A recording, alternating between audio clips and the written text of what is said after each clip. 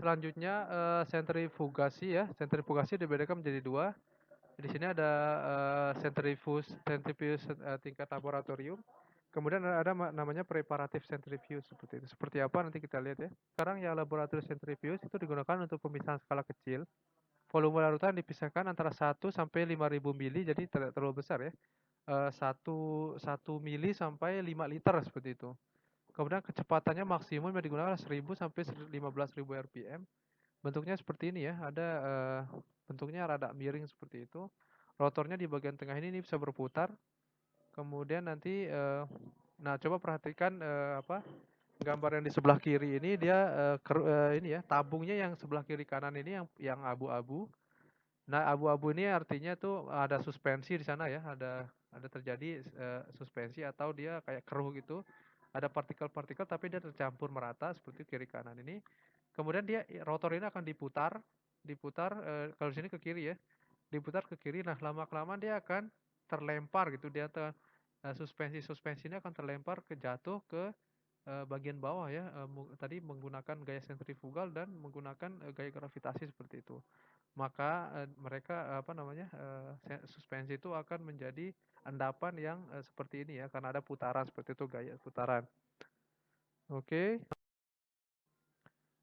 Untuk laboratorium sentrifuge terdapat dua tipe rotor yang digunakan ya. Jadi ada dua jenis jenis rotor seperti itu. Ada namanya fixed angle rotors, di mana tabung sentrifuge diletakkan dengan sudut tertentu terhadap sumber rotasi. Jadi tabung tadi ya, yang abu-abu tadi sudutnya berbeda ini untuk angle rotors. Kemudian untuk swing out rotors ini tabung sejajar dengan sumber rotasi saat diam, tetapi ketika rotor bergerak tabung berayun keluar sehingga mereka sejajar tegak lurus dengan sumber rotasinya. Coba kita lihat saja seperti apa. Seperti ini. Untuk fixed angle rotor ini seperti ini, dia ada apa ya?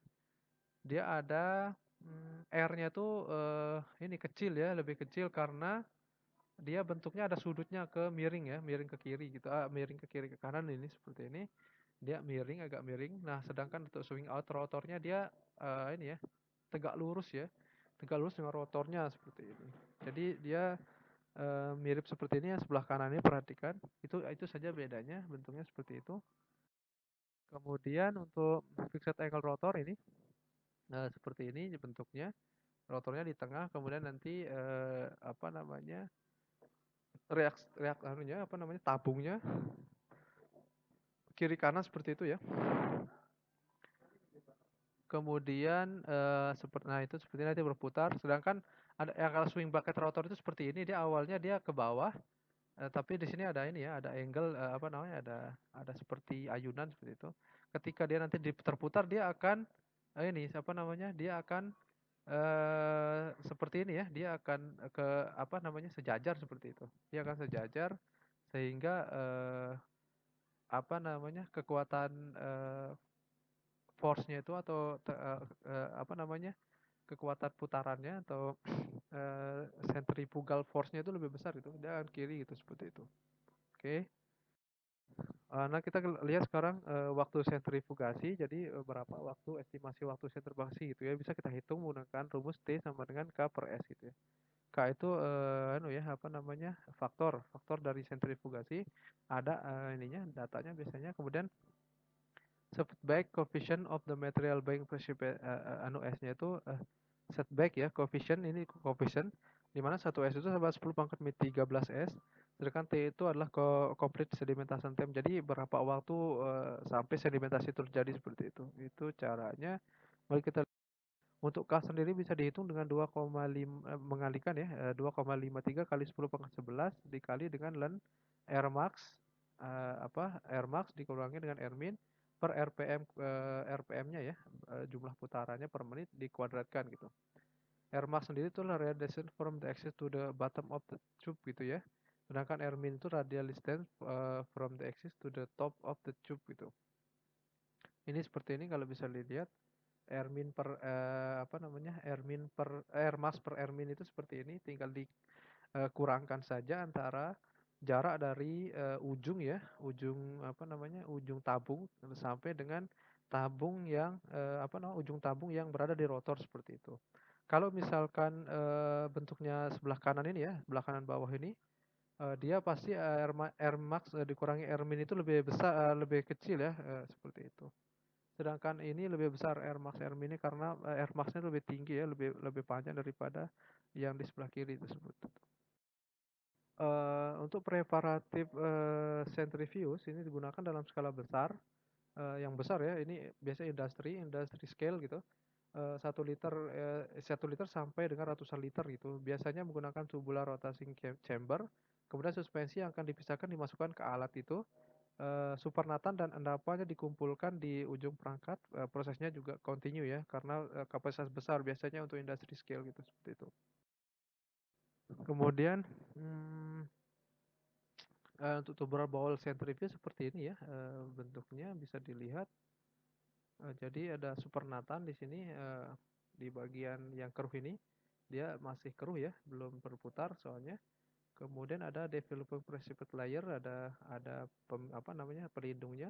Supernatan collection, nanti supernatan collectionnya di situ ya, di bagian atas untuk mengambil apa ya, supernatannya gitu. Untuk precipitate collection ya itu ada juga di situ. Kemudian ada rotating tubular bowl namanya. Ini satu paket semuanya. Kemudian annular space itu adalah apa namanya, space ya atau jarak antara kiri kanan seperti itu, tabung seperti itu. Kemudian feed ya, nanti ada rotor di situ yang berputar yang menyebabkan terjadinya endapan seperti itu sehingga didapatkan supernatan seperti itu. Untuk bowl centrifuge sendiri itu laju umpannya biasanya 1,5 sampai 12 liter per second, besar sekali ya, atau 25 sampai 200 galon per menit. Kecepatan rotasinya bisa mencapai 1000 sampai 6000 rpm. Untuk G faktornya atau ratio of centrifugal force to gravitasi force-nya itu atau sekitar 2000 sampai 3000 gitu. Untuk sentrifugasi dengan volume lebih besar akan lebih efektif sebenarnya. Kenapa seperti itu? Karena tentu ya, kalau kecil-kecil tuh energi pasti kita akan boros energi seperti itu. Padahal kadang-kadang gaya yang dibutuhkan tuh sama ya. Karena energi dengan energi yang sama harusnya kita gunakan saja tabung yang lebih besar seperti itu. Tubular bowl sendiri, sentrifuge sendiri seperti ini ya, partikel di setiap titik tubular pada arah radial dapat dihitung dengan seperti ini, bisa dilihat sendiri ya. Nanti ini bisa diperhatikan. Di sini ada diameter of particle, kemudian density of particle, density of liquidnya atau densitas dari cairan ya. Kemudian ada R itu ya tahu ya tadi, jarak itu atau radian itu.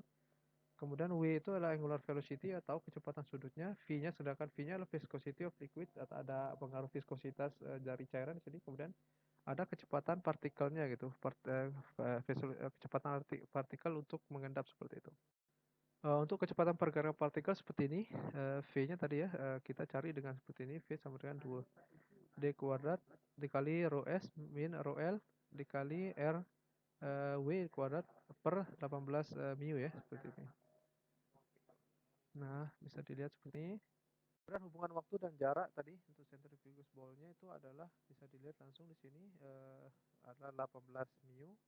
18 mu dibagi dengan W kuadrat dikali dP. Ini dP ini diameter ya. Diameter partikel tadi kemudian dikuadratkan dikali dengan RS atau density dari solid tadi ya. Solid, bahan baku solidnya. Kemudian rho L-nya itu adalah density dari liquidnya dikali dengan ln R2 min R1 sama dengan T2 min T1 seperti itu. Untuk waktu sentrifugasi bowl centrifuge-nya sendiri dirumuskan dengan T0 sama dengan V per Q. V-nya sendiri adalah volume of centrifuge available to liquid. Sedangkan Q itu adalah volumetric flow rate ya. Untuk liquid yang disentrifugasi seperti itu. Untuk waktu centrifugal bowl centrifuge-nya seperti itu. Untuk volume liquidnya sendiri bisa dicari dengan rumus V kali B dikali dengan RW kuadrat dikurangi dengan RL kuadrat. RW-nya sendiri jarak radial maksimal, dengan RL tadi jarak radial minimal ya, yang apa jarak tadi R atau R kecil R besar bisa jadi. Sedangkan B tadi ya panjang silindernya atau panjang silindernya atau tinggi silindernya seperti itu. Ini contoh soal bisa dilihat seperti ini, bisa dibaca, bisa dikerjakan. Untuk disk stack centrifuge ini seperti ini ya, ada namanya disk stack centrifuge, sama. Jadi feednya masuk lewat atas, kemudian dia akan masuk seperti ini, Dia nanti terkumpul di bagian tengah, kemudian nanti dilakukan sentrifugasi ya, sehingga nanti selurinya keluar ya, selari atau apa namanya, larutan lumpurnya itu yang telah disentrifugasi itu dia akan keluar melalui selari discharge ini. Kemudian air atau supernatant itu, maksudnya air yang bening itu yang sudah terpisah dari selari tadi, dia akan terlempar ke bagian atas ini. Perhatikan supernatant sebelah kiri atas seperti itu, dia akan keluar seperti itu. Untuk stack centrifuge itu desainnya kompak dan memberikan hasil permisahan yang lebih baik daripada standar tubular ball centrifuge sendiri gitu. Sedangkan umpan masuk dari atas alat tadi ya terdistribusi pada bagian bawah melewati poros berongga. Partikel-partikel yang terlempar keluar dan masuk ke disk stack, lalu padatan terpisah dari pinggiran ya centrifuge dan akan dikeluarkan sendiri seperti itu. Cairan yang terpisah mengalir melalui bagian atas tadi saya sudah jelaskan. Untuk ultra centrifuge ini kecepatannya lebih besar ya, sekitar 30.000 sampai 50.000 rpm. Kecepatan yang sangat besar ini dapat menghasilkan energi yang besar juga. Biasanya digunakan untuk pemisahan makromolekul dari pelarut, sedangkan selain itu ultracentrifuge ini biasanya digunakan untuk analisis serta preparatif. Preparatif ultracentrifuge ini merupakan pemurnian makromolekul seperti protein dan asam seperti itu. Nah, ini referensi yang saya gunakan ada Gauss, kemudian ada Genkoplis ya, seperti bisa dilihat. Terima kasih. Assalamualaikum warahmatullahi wabarakatuh.